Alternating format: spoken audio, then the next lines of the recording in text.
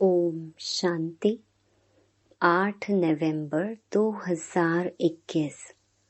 बाबा के महावाक्य। मीठे बच्चे, शिव बाबा का बनकर कोई भी भूल नहीं करना। भूल करने से बाप का नाम बदनाम कर देंगे। प्रश्न: सबसे बड़ी प्रवृत्ति किसकी है और कैसे? उत्तर: शिव बाबा की सबसे बड़ी प्रवृत्ति है। भक्ति में सब त्वमेव माताश्च पिता कहकर पुकारते हैं तो प्रवृत्ति वाला हुआ ना। परंतु जब तक वह साकार में न आए तब तक उनकी कोई प्रवृत्ति नहीं, क्योंकि ऊपर में तो आत्माएं बाप के साथ निराकारी रूप में रहती हैं। जब साकार में आकर इनमें प्रवेश करते हैं तो सबसे बड़ी प्रवृत्ति है। ओम शांति। भारत खास और दुनिया आम यह नहीं जानते कि बेहद का बाप निवृत्ति वाला है या प्रवृत्ति वाला। जब बाप आते हैं तो बच्चे बच्चे कह बुलाते हैं, क्योंकि उनको पुकारा भी जाता है त्वमेव माताश्च पिता त्वमेव। तो गृहस्थी बन जाते। वहां तो सब जानते हैं शिव निराकार है। भल शिव का आकार है, परंतु बाल बच्चे तो नहीं हैं। अगर हैं भी तो सब आत्माएं बच्चे हैं। सब एक जैसे बच्चे हैं, इसलिए समझते हैं सब परमात्मा है। आत्मा भी बिंदी रूप है, परमात्मा का भी बिंदी रूप है।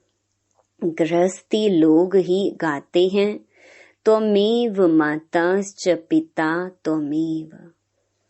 सन्यासी निवृत्ति मार्ग वाले कह देते परमात्मा ब्रह्म है। वह त्वमेव माताश्च पिता नहीं कहेंगे, उनका मार्ग अलग है। यह भी भूल से लक्ष्मी नारायण के आगे जाकर महिमा गाते हैं त्वमेव माताश्च पिता, या कहेंगे अच्युतम केशवम। भक्ति मार्ग में स्तुतियां तो अथाह गाते हैं। वास्तव में परमात्मा बाप है, उनसे वर्षा कैसे और क्या मिलना है तुम बच्चे जानते हो। वह बाप भी है, दादा भी है, बड़ी माँ भी है, प्रजापिता भी है। इस द्वारा कहते हैं बच्चे, मैं तुम्हारा बाप भी हूँ, फिर मुझे भी प्रवृत्ति मार्ग में आना पड़ता है। यह मेरी युगल भी है, बच्चा भी है। जब इसमें प्रवेश करता हूँ तब प्रवृत्ति वाला बन जाता हूँ। मुझे ही सुप्रीम बाप, सुप्रीम टीचर, सुप्रीम गुरु भी कहते हैं।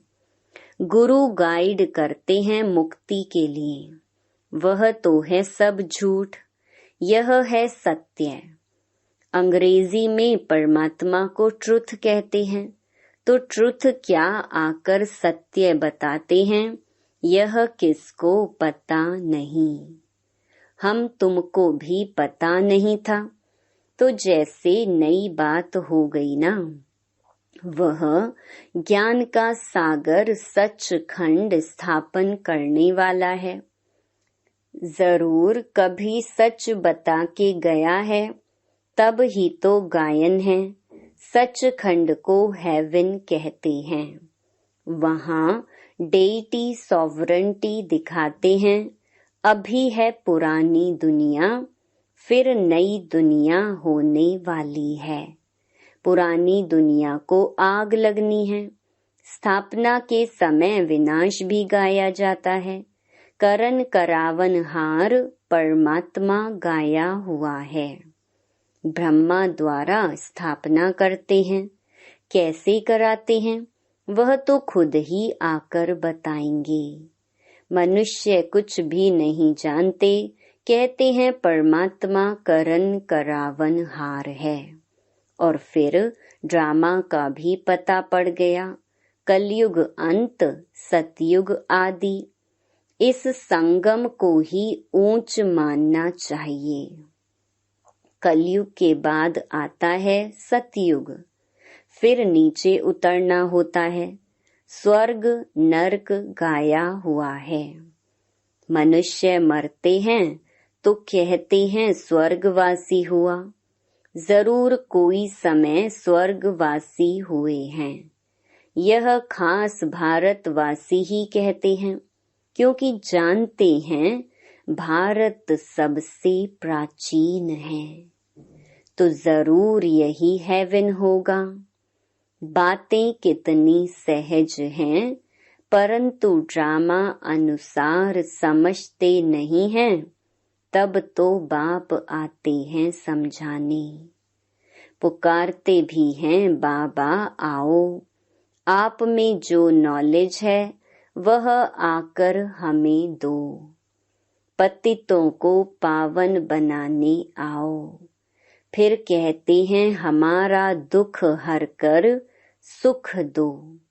परंतु यह पता नहीं कि क्या नॉलेज देंगे, क्या सुख देंगे। अब तुम बच्चे जानते हो वह बाप है, तो जरूर बाप से रचना हुई होगी। फादर माना रचता, बच्चे ने फादर कहा तो क्रिएशन ठहरे। क्रिएशन भी जरूर कहाँ से पैदा हुई होगी। फिर बच्चों को प्रॉपर्टी भी दी होगी। यह तो कॉमन बात है। इसलिए ही मुझको त्वमेव माताश्च पिता कहते हैं। तो बाबा बड़ा गृहस्थी हुआ ना, बुलाते भी हैं, हे मात पिता आओ, आकर पावन बनाओ।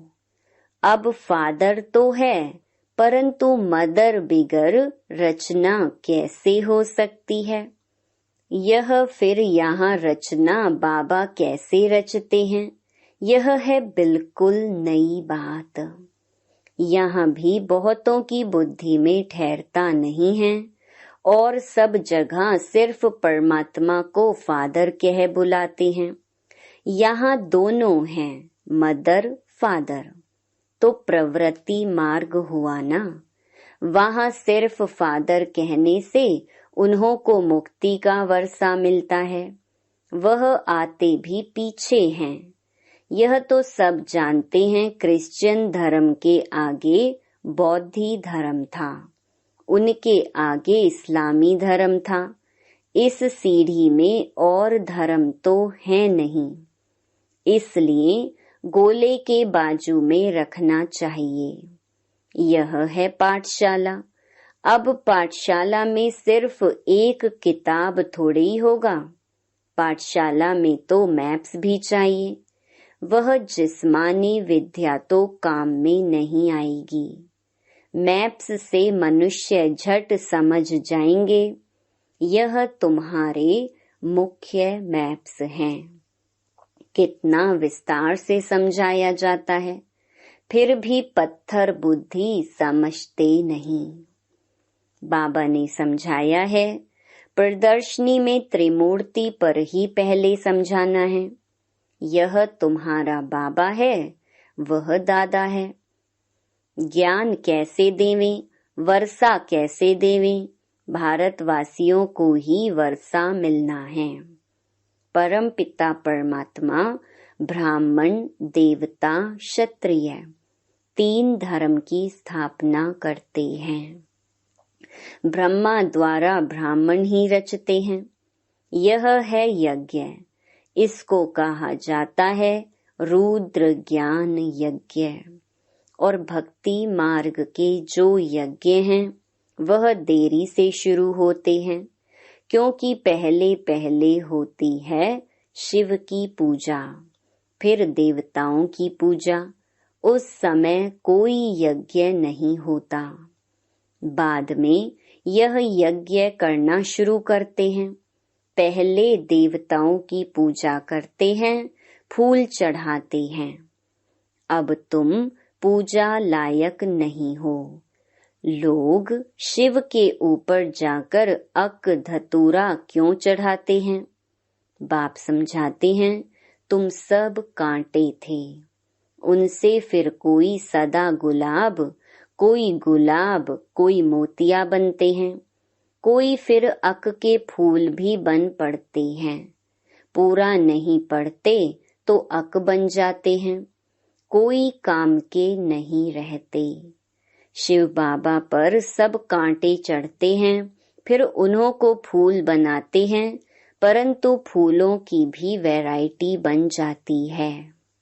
बगीचे में वैरायटी फूल होते हैं ना, तुम्हारे में भी नंबरवार हैं। कोई तख्त नशीन बनेंगे, कोई क्या बनेंगे, यह सब बातें बाप ही समझाते हैं और कोई समझा न सके। भक्ति मार्ग कितना लंबा चौड़ा है, परंतु उसमें ज्ञान जरा भी नहीं।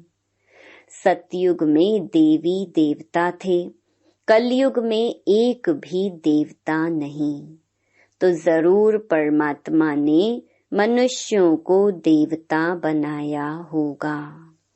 तो बाप आकर ऐसा कर्म सिखलाते हैं जो मनुष्य सीख कर दैवी गुण धारण कर देवी देवता बन गए।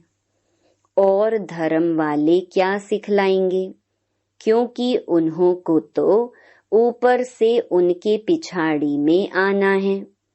तो वह सिर्फ पवित्रता का ज्ञान देते हैं। क्राइस्ट जब आता है तो क्रिश्चियन तो कोई है नहीं, ऊपर से उनके पिछाड़ी आते हैं। बाबा ने समझाया है, मुख्य धर्म है 4। जो धर्म स्थापन करते हैं उनका जो शास्त्र है उनको कहा जाता है धर्म शास्त्र। तो मुख्य हैं 4 धर्म, बाकी सब हैं छोटे छोटे धर्म जो वृद्धि को पाते रहेंगे। इस्लामी धर्म का शास्त्र अपना, बौद्धियों का अपना। तो धर्म शास्त्र सिर्फ यही ठहरे। ब्राह्मण धर्म तो अभी का है। वो लोग गाते हैं ब्राह्मण देवता नमः। तो उन ब्राह्मणों को समझाना है कि परमात्मा जब ब्रह्मा द्वारा आकर ब्रह्मा मुख वंशावली रचते हैं, वही सच्चे ब्राह्मण हैं। तुम तो प्रजापिता ब्रह्मा की औलाद हो ही नहीं, तुम सिर्फ अपने को ब्राह्मण कहलाते हो, परंतु अर्थ नहीं जानते। ब्रह्मा भोजन जब खाते हैं तो संस्कृत में श्लोक पढ़ ब्रह्मा भोजन की महिमा गाते हैं। महिमा सारी फालतू करते हैं। उनसे पूछना चाहिए कि तुम ब्राह्मण कैसे ठहरे। पहले तो ब्रह्मा चाहिए जिस द्वारा परमात्मा सृष्टि रचे। तो सच्चे ब्राह्मण हो तुम।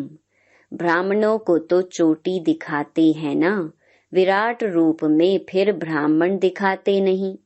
तो ब्राह्मण आए कहाँ से? तुम अपने को ब्राह्मण कहलाते हो, तो परमात्मा जब आकर ब्रह्मा द्वारा नई रचना रचे तब ब्राह्मण हो, फिर ब्राह्मण ही देवता बनते हैं। ब्राह्मण होते ही हैं संगम पर। कलयुग में सब शूद्र हैं। ब्राह्मणों की बहुत महिमा करते हैं। यह सब बातें बाबा समझाते हैं। अल्फ बे बाकी है डिटेल। भक्ति का भी समझाना पड़े। बाबा कह देते तुम कोई भगत हो, बाकी बाबा कब गुस्सा आदि नहीं करते हैं। बाप समझानी तो देगा ना, क्योंकि बच्चे अगर भूल करते हैं तो नाम बदनाम किसका होगा? शिव बाबा का। इसलिए बाबा बच्चों के कल्याण अर्थ शिक्षा देते हैं। समझो इनसे कोई भूल हो जाती है तो भी उसको सुधारने के लिए ड्रामा में नोंद है, उससे भी फायदा निकलेगा, क्योंकि यह बड़ा बच्चा है ना। सारा मदार इस पर है, इनसे कोई नुकसान नहीं होगा। यह कहते हैं ऐसे करो तो कर देना चाहिए, तो नुकसान से भी फायदा निकल आएगा। नुकसान की कोई बात नहीं, हर बात में कल्याण ही कल्याण है। अकल्याण भी ड्रामा में था, भूलें तो सबसे होती रहेंगी, परंतु अंत में कल्याण तो कोई भी हालत में होना है, क्योंकि बाप है कल्याणकारी। सबका कल्याण करना है, सबको सद्गति दे देते हैं। अब सबकी कयामत का समय है। पापों का बोझा सबके सिर पर है, तो सबका हिसाब किताब चुकतू होगा। सजाएं मिलने में देरी नहीं लगती हैं। सेकंड में जीवन मुक्ति मिलती है, तो क्या सेकंड में पापों की सजा नहीं भोग सकते हैं? जैसे काशी कलवट में होता है, शरीर छूट जाता है, परंतु ऐसे नहीं शिव बाबा से जाकर मिले। नहीं, सिर्फ पिछला पापों का हिसाब चुकतू हो, फिर नए सिर शुरू हो जाता है। बीच से कोई वापस जा नहीं सकता।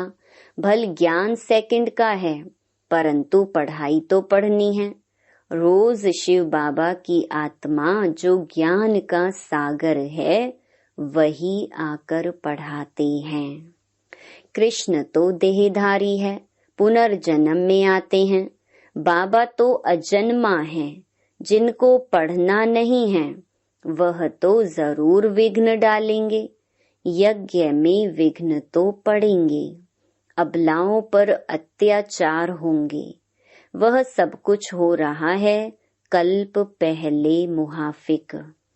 असुर कैसे हंगामा करते हैं, चित्र फाड़ते हैं, कोई समय आग लगाने में भी देरी नहीं करेंगे। हम क्या करेंगे? अंदर में समझते भावी, बाहर में पुलिस आदि को रिपोर्ट करनी पड़ेगी। अंदर में जानते हैं कल्प पहले जो हुआ था सो होगा, इसमें दुख की कोई बात नहीं। नुकसान हुआ, धोबी के घर से गई छू, फिर दूसरा बन जाएगा। बाबा ने कह दिया है, जहाँ प्रदर्शनी आदि करते हो तो 8 दिन के लिए इंश्योरेंस करा दो। कोई अच्छा आदमी होगा तो चार्ज भी नहीं लेगा, ना इंश्योरेंस किया तो भी क्या होगा, फिर नए अच्छे चित्र बन जाएंगे। कदम कदम में पदम है, तुम्हारा कदम कदम सेकंड सेकंड बहुत वैल्यूबल है। तुम पदम पति बनते हो 21 जन्मों के लिए, बाबा से वर्षा लेते हो तो कितना अच्छी रीति समझाना चाहिए। वहाँ स्वर्ग में तुम्हारे पास अनगिनत धन होगा, गिनती की बात नहीं। तो कितना बाबा तुमको धनवान सुखी बनाते हैं। इनकम कितनी बड़ी है, प्रजा भी कितनी साहूकार बनती है। यह है सोर्स ऑफ इनकम 21 जन्म के लिए। यह है मनुष्य से देवता बनने की पाठशाला। पढ़ाता कौन है? बाप।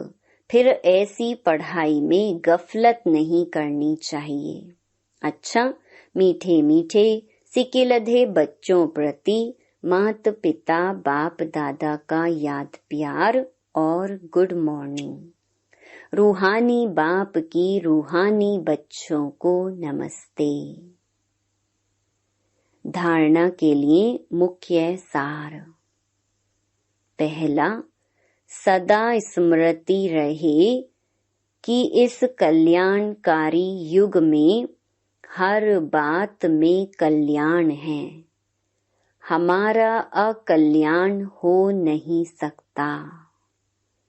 हर बात में कल्याण समझ सदा निश्चिंत रहना है।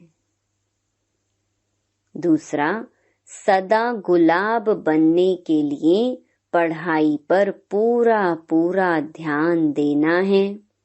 पढ़ाई में गफलत नहीं करनी है। अक का फूल नहीं बनना है। वरदान, सबको रिगार्ड देते हुए अपना रिकॉर्ड ठीक रखने वाले सर्व के स्नेही भव। जितना जो सभी को रिगार्ड देता है उतना ही अपने रिकॉर्ड को ठीक रख सकता है। दूसरों का रिगार्ड रखना अपना रिकॉर्ड बनाना है। जैसे यज्ञ के मददगार बनना ही मदद लेना है, वैसे रिगार्ड देना ही रिगार्ड लेना है। एक बार देना और अनेक बार लेने के हकदार बन जाना। वैसे कहते हैं छोटों को प्यार और बड़ों को रिगार्ड दो, लेकिन जो सभी को बड़ा समझकर रिगार्ड देते हैं वह सबके स्नेही बन जाते हैं। इसलिए हर बात में पहले आप का पाठ पक्का करो।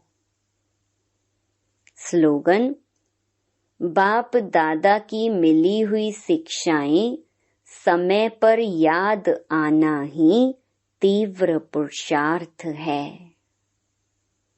Om Shanti. To watch Peace of Mind channel videos on YouTube, subscribe us on youtube.com/tvpeaceofmind. Just a click for a peaceful life.